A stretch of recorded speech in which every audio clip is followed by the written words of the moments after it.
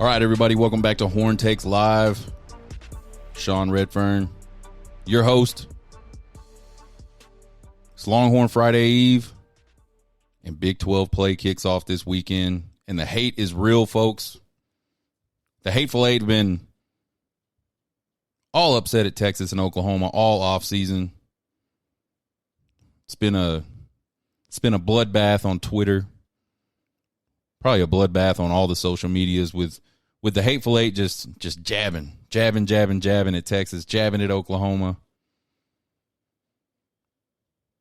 Dave Aranda said in a press conference earlier this week that he's had boosters, he's had fans, he's had students come up to him and say, if you just win any game this year, just make it be that Texas game. Baylor sold the most student tickets they've ever sold in the history of Baylor football for this game. The Big 12 has 8 more chances to beat Texas. Really 5 if you exclude Houston and BYU, which I do because they're not part of the Hateful Eight. And then obviously Oklahoma, who will be leaving with Texas to join the SEC next year. Check us out on Twitter, TikTok, and YouTube at Horn Takes. Folks, we have a little over 100 subscribers on Twitter. Shooting for 200. Let's get us to 200. On TikTok, I've got around 4,400 followers. I got a goal of 5,000. Let's get us to 5,000. YouTube, if 4,400 of y'all will just click on my bio, hit the little YouTube button and hit subscribe. My goal's 1,000. If all y'all do that, I'll have 4,400 and I'll be 4.4 times better than my goal, which would be awesome. If you guys just like to listen to podcasts, maybe you drive around a lot for your job, maybe you guys are going on a long road trip this weekend for sports or whatever, check us out at horntakespodcast.buzzsprout.com or any place you get your podcasts at. Well, it's Thursday. That means it's week 4 Trace Otra games. We got 3 games lined up that we want to talk about. 3 games we're interested in outside of this Texas game. Number 1 for me is number 4 Florida State at Clemson. Florida State's only a 2.5-point favor against unranked Clemson. FSU's looking to stay unbeaten, and they're coming off of a really, really rough-looking game against Boston College, a game they probably should have lost. They ended up pulling it out at the very end. I think Florida State's kind of really, really streaky on offense, kind of like Texas is. Can go cold for times, and then all of a sudden can get hot, and when they get hot, they get really, really hot. I think their defense is okay against the run, but it struggles against the pass. Florida State hasn't beaten Clemson since 2014, folks, so there's got to be blood in the water for Florida State.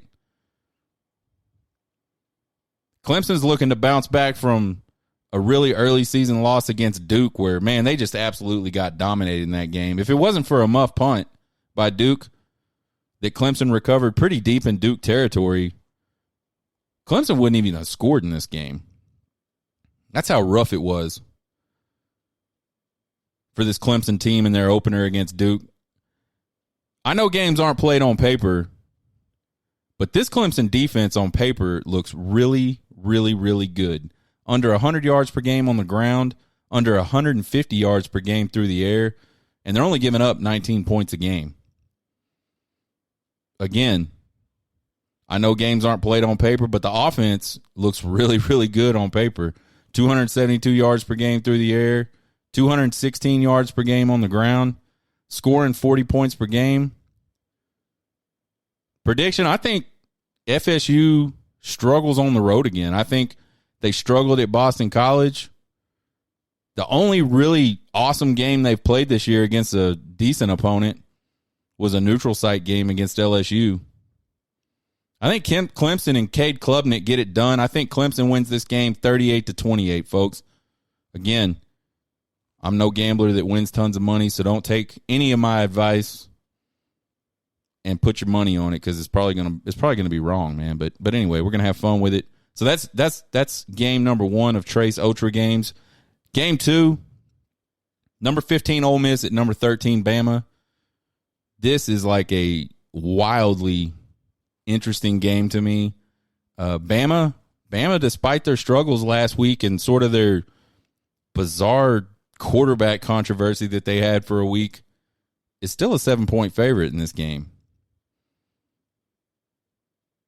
Again, we talked about it on Tuesday, man. There's got to be blood in the water in the SEC. These SEC coaches have got to be circling Alabama and going, man, this is the most vulnerable Alabama has looked since Nick Saban's first year, I'd say.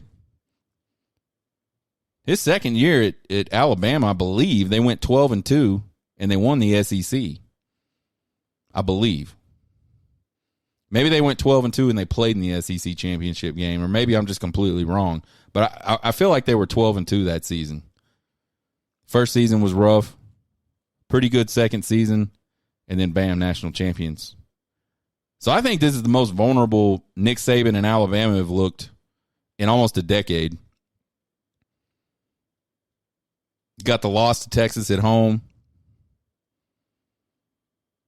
You got the QB controversy. You got Nick Saban, who to me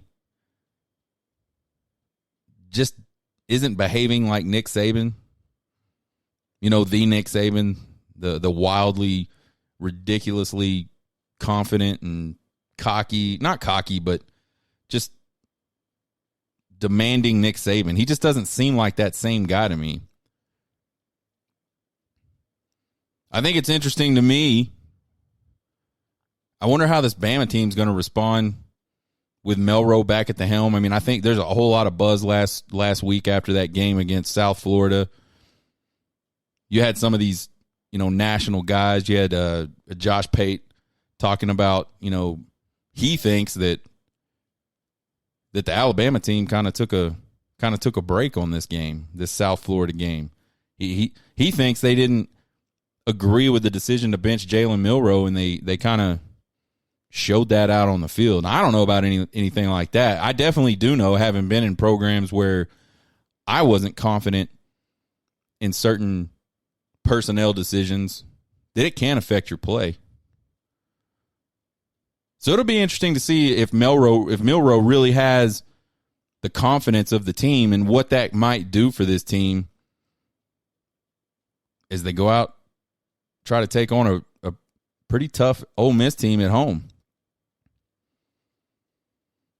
I think another question for me in this game, something that I'm really interested in, something that has baffled me since the Texas game, is this Reese guy that's the offensive coordinator there at Alabama. Is he going to do anything to sort of scheme around the fact that Milroe is probably one of the fastest guys on the field, a very instinctive runner, can definitely kill people with his legs?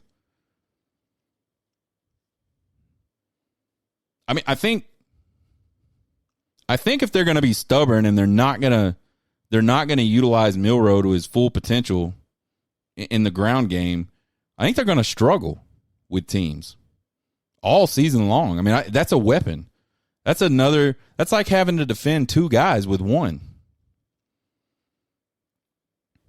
Ole Miss comes in averaging 52 points a game, 349 yards passing per game, 177 yards per game on the ground. Ole Miss defense has only given up 16 points per game, 226 yards through the air, 123 yards per game on the ground. You look at Ole Miss, though, and their wins are against Mercer, Tulane, and Georgia Tech. And I know Tulane had a really good season last year. I don't know what they're doing this year to this point. But Mercer and Georgia Tech, for sure, just not very good football teams. So we talked about it on Tuesday's show, and we talked about it on our live last night on TikTok. We do one every Wednesday night. Fixing to start doing one on Sunday mornings as well. Kind of like a reaction Sunday live on TikTok. But we were talking about how it's kind of too early to tell, who the best teams are at this point, because really most teams haven't really played anybody.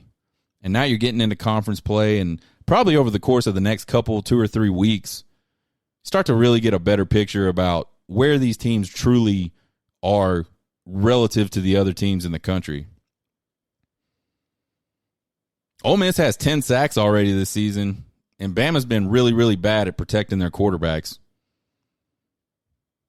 I think the biggest surprise probably for this Bama team, and it's a negative surprise. None of these Bama fans wanted to get this surprise, but I feel like their offensive line is just not nearly as good as everybody thought. I mean, heck, I thought they'd be really good.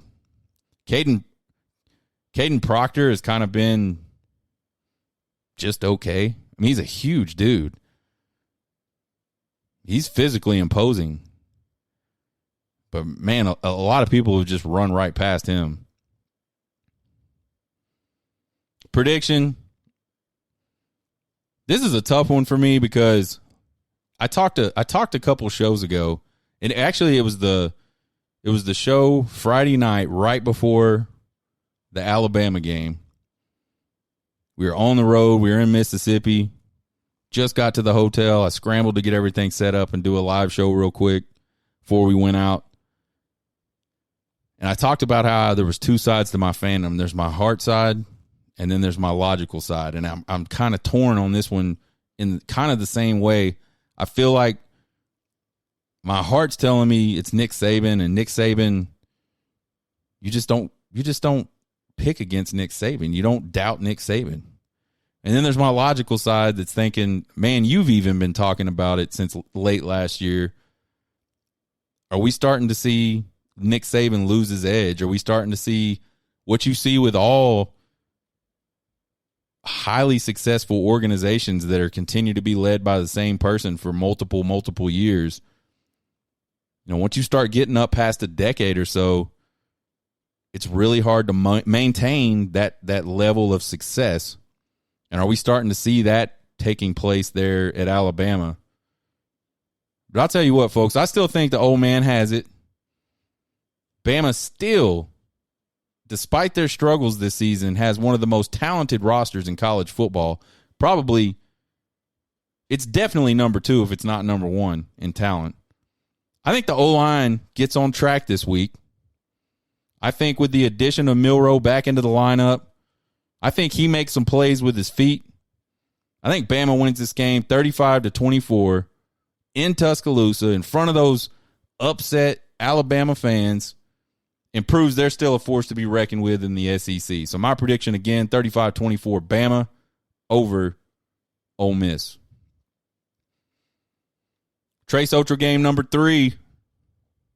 Number 6, Ohio State at number 9, Notre Dame. Ohio State's a 3-point favorite in this game. It's a battle of undefeateds, but it's also a battle of untesteds. I don't really feel like any of these teams, either one of these teams, have played anybody at all. But it's a big opportunity for both of these teams to get sort of an early season signature type win. Ohio State's defense is tough. 6 points a game, 83 yards per game on the ground, 140 yards passing. They're scoring 40 points per game on offense. They 156 yards per game on the ground, 318 yards per game through the air. Indy also has a really tough defense. The Irish are only giving up 11 points per game, 107 yards per game on the ground, and 106 yards per game through the air. Part of that had to be they played Navy the first game. Irish are scoring 46 points per game on offense, 204 yards per game through the air, on the ground, 304 yards per game through the air. Man, something's got to give, right? Both these offenses are kicking ass. Both these defenses are kicking ass. They both can't kick ass. I think prediction time, a lot of people are high on Notre Dame. A lot of people are really, really high on Notre Dame. I'm not one of them. We see this all the time with Notre Dame. I mean, Notre Dame over the last decade, to me, has been a slightly better version of Texas over the last decade. I don't think they have the roster that Ohio State does. I think Notre Dame has played a who's who of nobodies, absolute nobodies through 4 weeks. I think Ohio State's going to go into South Bend. I think they're going to get it done 27-20. There's our Trace Otra game rundown and predictions for week 4. Now on to week 4 opponent for those Texas Longhorns, the Baylor Bears. Number 3, Texas travels 45 minutes to an hour up I-35 to take on Baylor. Longtime rivals. Texas is a 14.5-point favorite in this game. Texas leads this series 80 wins to 28 losses and 4 ties. So really dominating this series, Texas is. Honestly, most series Texas has, they dominate the series. Texas is looking to go 4-0 for the first time since 2012. We talked about that on Tuesday, how that's exciting, yet it's also kind of sad. 4-0 at Texas used to be like if you were a Texas fan, you could almost just go to sleep for the first 4 weeks of the season and wake up and you were 4-0 every single season. Baylor's looking to get to 500 and beat the Longhorns on the way out, which every Big 12 team will be looking to beat the Longhorns on the way out. They'll be without their starting quarterback, supposedly Blake Shapen. Blake Shapen was injured in the Texas State game, the first game of the season, MCL sprain. Sawyer Robertson's been the guy for Baylor ever since. Speaking of injuries and players being back or not being back, Cedric Baxter will be available for Texas. Steve Sarkisian said he's had the best practice he's had in 2 weeks since his injury at Alabama, so he will be back for this game. Cole Hudson, Chris Ross, who were both injured last week against Wyoming, out 3 to 4 weeks. Cole Hudson with a knee injury, MCL, again, probably like a sprain. And then Chris Ross, I think, Steve Sarkisian doesn't really release a lot of information on players' injuries, but I think what happened to Chris Ross was his arm got tangled up in a tackle, and he might have sprained his elbow or something. I mean, I can't imagine any elbow injury other than a sprain that you're only out 3 to 4 weeks. So hopefully both of those young guys will get back on track. They'll take their treatment seriously, and hopefully those guys can get back by Oklahoma. Cole Hudson, guy that started at Texas last year as a true freshman, played all season at right guard with a torn labrum, battled Campbell at the right guard position all spring and all fall. DJ Campbell ends up getting the starting job, but Hudson's been playing, rotating in and out a whole lot this season. So definitely a loss with Cole Hudson. Chris Ross is a guy, a redshirt freshman, that came to Texas as a defensive tackle, a very small defensive tackle, but then he's even lost more weight, and now he's like a really, really sudden edge guy. He really flashed in the Rice game for me to the point where I had to go, who is that dude? And I had to go look him up because I didn't recognize his number. I had to go figure out who it was. Chris Ross. I don't think he's really cashed in on the stat side of it, but he's caused some problems. He gets in the backfield and can blow some stuff up. So, and he's been in the rotation since the Rice game. So the guy obviously can play. If he's rotating in and out on this front four at the University of Texas, he can play. So we'll hope to get those two guys back. Folks, I think this is a really, really big game for Texas. And you don't normally hear Texas fans say a Baylor game is a big, big game for Texas. I think it's super big game for Texas. You absolutely cannot go 1-0 in the Big 12 without winning this game on Saturday. I think this is a game where Texas needs to come out and bounce back offensively from a pretty lackluster performance against Wyoming. Not say that, at least in the passing game. The passing game just did not click against Wyoming. You talk about this Texas offense being just kind of meh. Really most of the season, especially in the first halves of games. They've only scored 39 points in the first halves of games this season. But there's some kind of one of these stats dudes that puts out these sort of like scorecards every week for game matchups. And I don't know how he figures all this up. I don't know what metrics go into determining how his formula deals with this, and I don't know what his formula is, but Texas was ranked dead last in offensive success rate, which, judging by the name, just simply means their percentage of successful offensive plays is the worst in the country.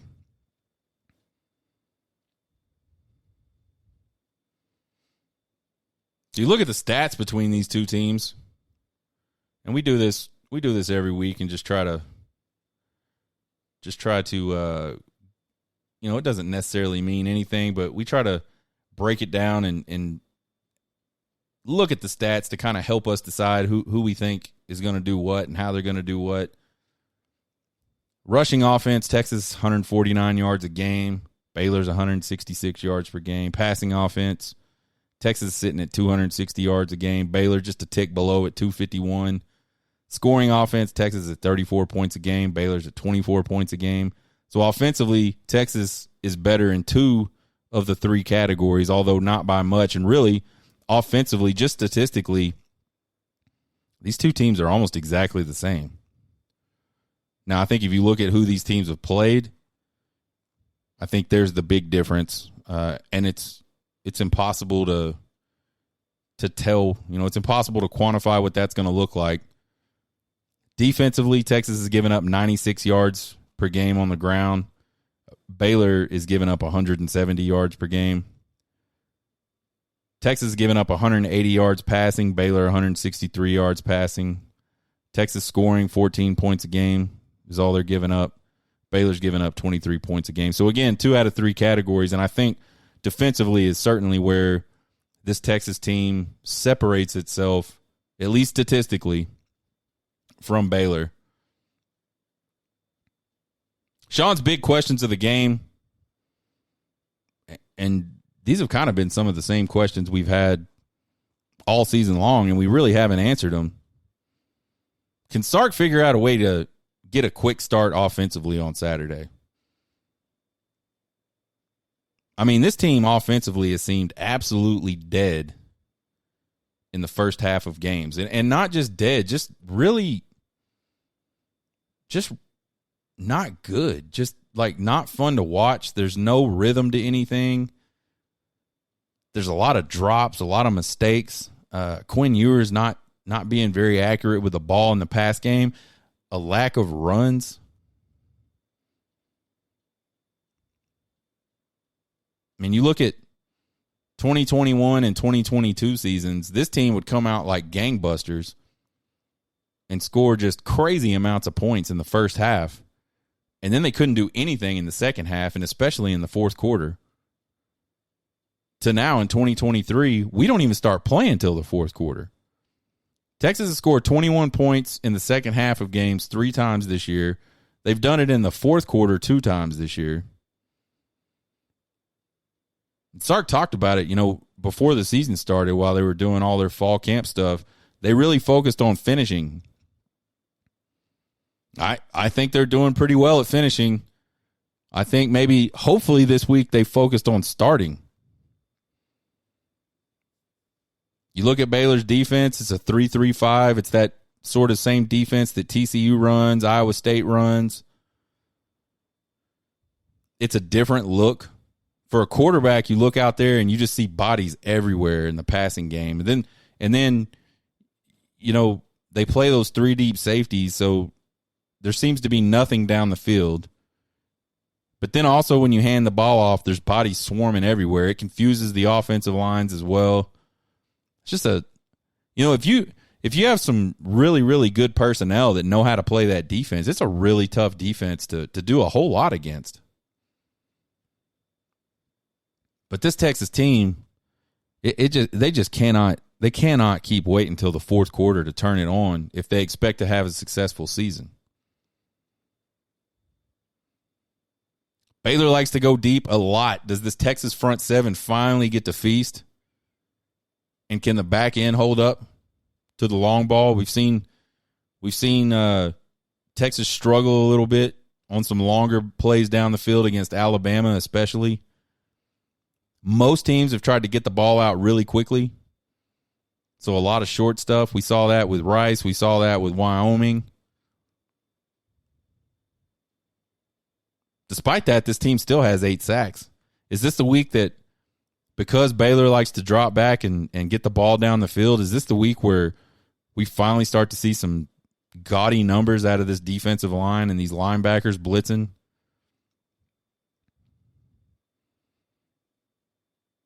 What comes first on Saturday night? It's going to be the run or the pass. We've watched this Texas team come out and just really not run the ball. I think the first 5 plays of the Wyoming game were all passes, and that was across 2 different drives. Baylor is terrible against the run. You look back to last year, Texas won this game because of the run. They never threw the ball a single time after the strip sack on Ewers that wound up in a touchdown for Baylor defensively. That was it. Steve Sarkisian folded up the pass plays and put them in his back pocket, and they just handed the ball off to Bijan and Roschon the rest of the game, and they drove it right down their throats the rest of the game.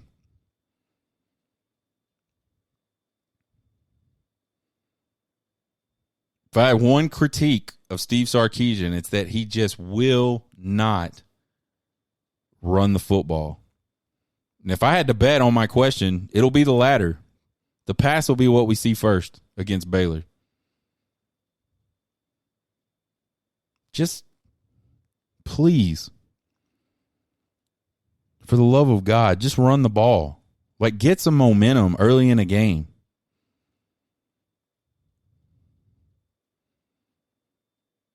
If Texas keeps messing around and letting teams be close, because these teams they're playing now, I think Wyoming and I think Rice are more talented and better teams than what their name says. So a lot of people look at that schedule and go, okay, they're going to play Bama. We know that's a tough one, but they got Rice and Wyoming.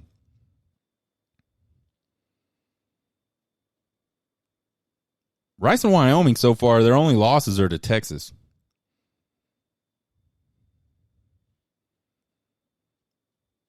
I'm really interested to see how the season continues to play out for those 2 teams. But I still think, if you're looking at these Big 12 teams, the rosters are going to be better in the Big 12. The talent is going to be better in the Big 12. And you can't sit there and let these teams just hang around, because all it takes is one big play to mess up the whole thing for you with the game close. So I really wish we would come out against Baylor, establish the run, get some points early, let them know that, like, we're physically about to beat your brains in all night long. And then once you get comfortable and everybody's settled in, especially Quinn Ewers, because I think this is where Quinn Ewers struggles. It takes him so long to get settled in. And it can be really, really ugly while he's trying to settle in.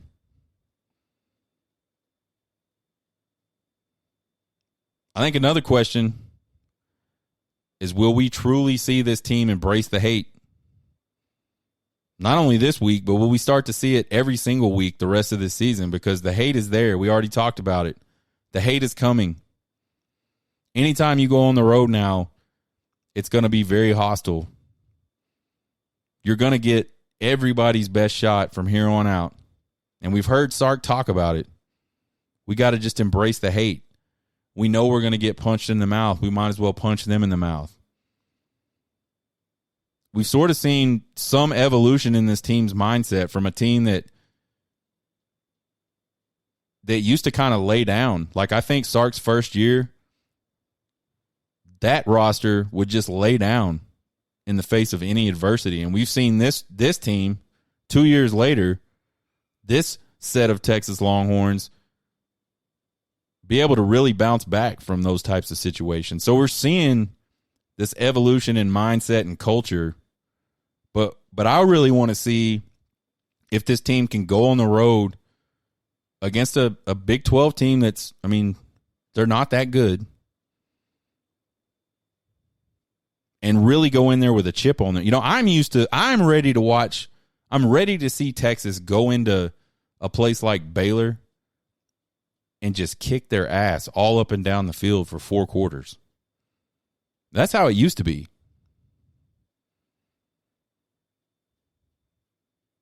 Texas used to absolutely just wipe the floor of Floyd Casey Stadium with Baylor.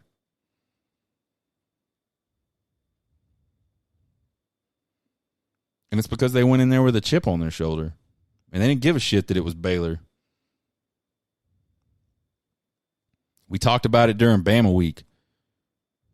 Can Texas go in there and be the Storm? And I think the defense absolutely went into Tuscaloosa, and they were the Storm early in that game. I need to see some Storm out of this offense. I need to see the Texas Longhorns be the Storm on all 3 phases for 4 quarters of a game. And I don't even care who it's against. Just prove to me that you can go do that.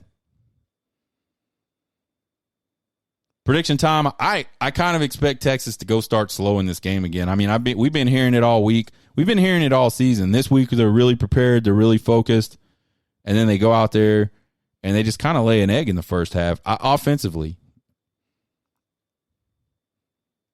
Obviously, the Baylor crowd and the Baylor team is going to be fired up in this one. I think it's going to be a crazy environment. I have not ever been to this new stadium, but it seems a lot more conducive to like crazy environment, and I think it's bigger than Floyd Casey Stadium was, and it's certainly put together in a manner that it's going to be louder than Floyd Casey Stadium. I mean, Floyd Casey Stadium was like a glorified high school stadium, just to be honest. I think Dave Aranda is going to absolutely throw the kitchen sink at Texas this weekend. I think he knows he ain't winning the Big 12. I think he thinks, and he's probably right, that his job might depend on the outcome of this game.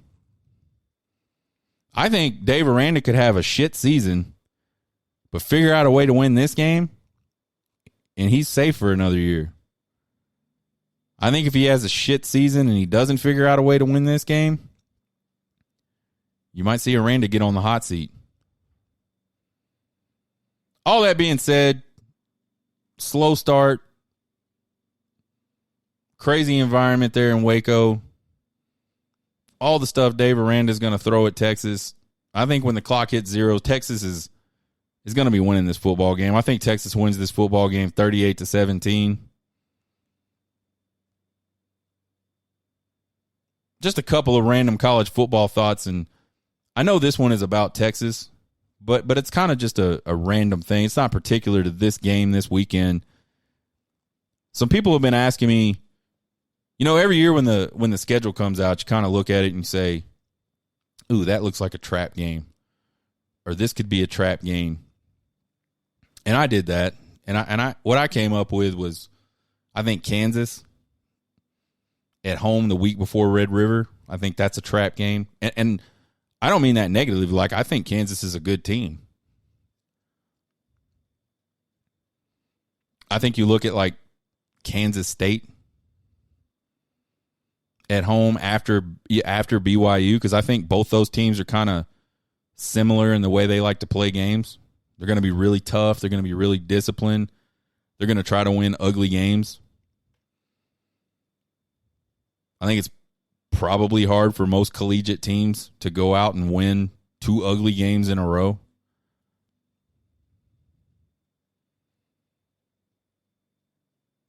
But now I think every single game for Texas is a trap game, because Texas still hasn't gone out and proved to themselves, proved to me, proved to the rest of college football that they can get up for a game that's not Alabama. They haven't done it in forever. Texas has played to the level of the competition, and this is not just a Steve Sarkisian-led Texas Longhorn problem. This has gone all the way back to Chuck Strong, Tom Herman. Same deal. You make the game big and crazy and put a bunch of numbers next to the teams they're playing, They'll play their ass off. But you play a game like this where there's really not any fanfare. Baylor's not an impressive team in any way.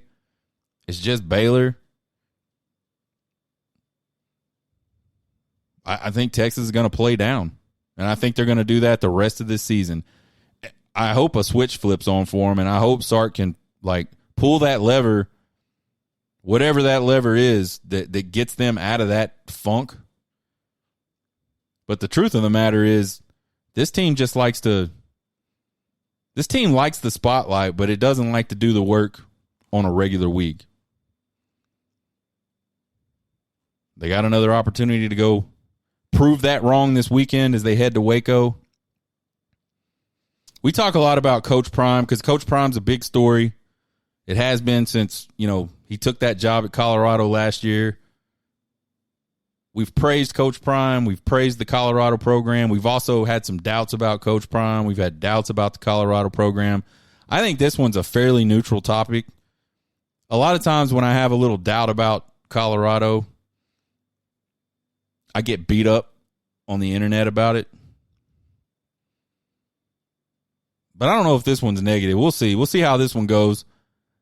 So we've been seeing all earlier this week about the hit, all these fake Colorado fans losing their minds, wanting people to lose scholarships, wanting people to be suspended as long as Travis Hunter is hurt, doxing people, thinking it's cool to threaten death on him and his family. We've seen all that shit earlier this week. We saw media people just completely blow this late hit out of proportion. I have never seen in my life a late hit covered by the media as much as we have seen this late hit covered by the media. Just absolutely absurd. So there is 100% this media hype machine for Colorado right now, and a lot of that's just the way Prime is, and he just attracts that sort of attention. And I'm not even saying that's bad. It's annoying as fuck, but I'm not saying that it's necessarily a bad thing. It's not an evil thing.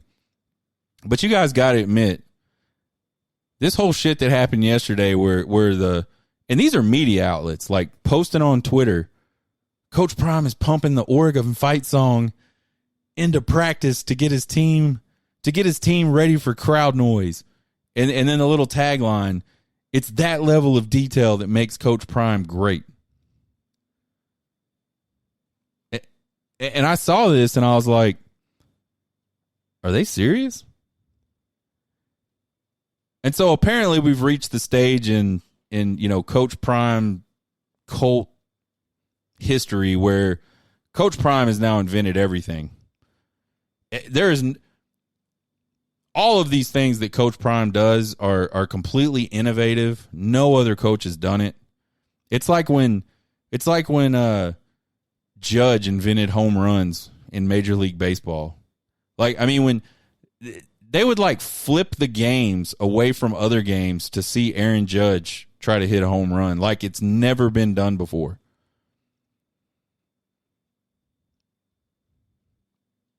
There was a bottom line for Tim Tebow on ESPN for 8 weeks straight.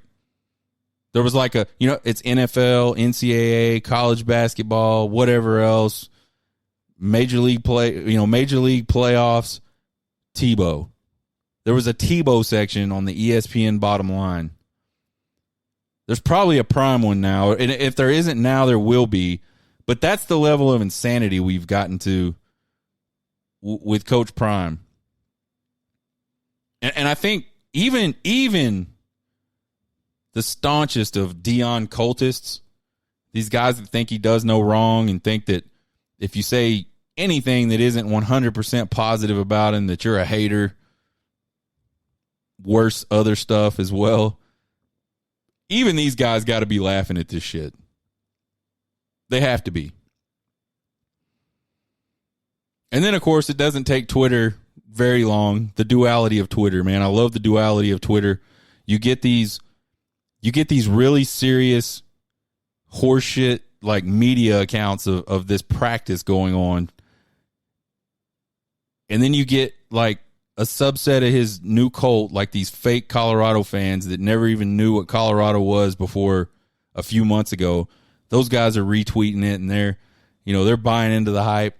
And then all of a sudden you start getting all these, satire posts coming out about, I've seen so many today. It's unbelievable. Deion makes his team watch film before games.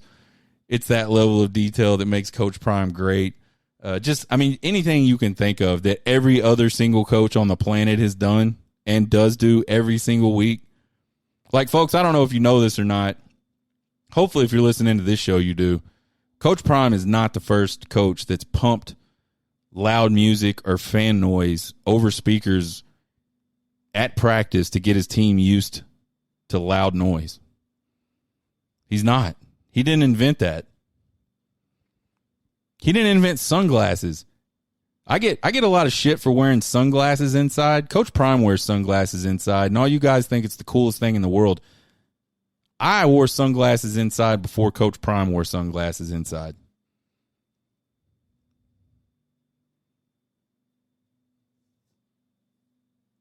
I'm Deion'd out, y'all.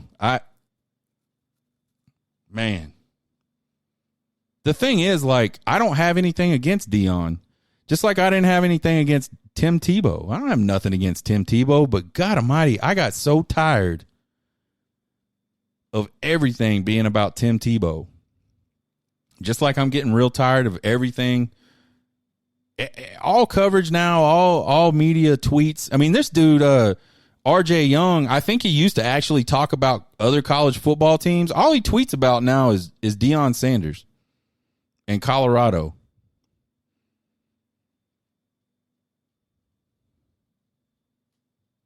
I mean, I don't wish any, like, I don't want Colorado to lose. I just want people to stop talking about them. And I think the only way that's going to happen is if Oregon just drags them through the mud this Saturday. So again, it's nothing personal against Colorado and Deion, but I hope Oregon drags Colorado through the mud so we just stop having to hear about it. Sunday morning, we'll do a Saturday reaction TikTok live. Tuesday, we'll do our Trace Ultra Games recap of week 4. See which ones we got right, see which ones we got wrong. We'll do a Baylor Bears recap. Probably talk about some random college football stuff. Again, you guys subscribe to the YouTube channel, Twitter, TikTok. We're at Horn Takes. You can email me at horntakespodcast@gmail.com with all your questions, comments, concerns, and criticisms. I love them all. You guys have a good one. Get hooked.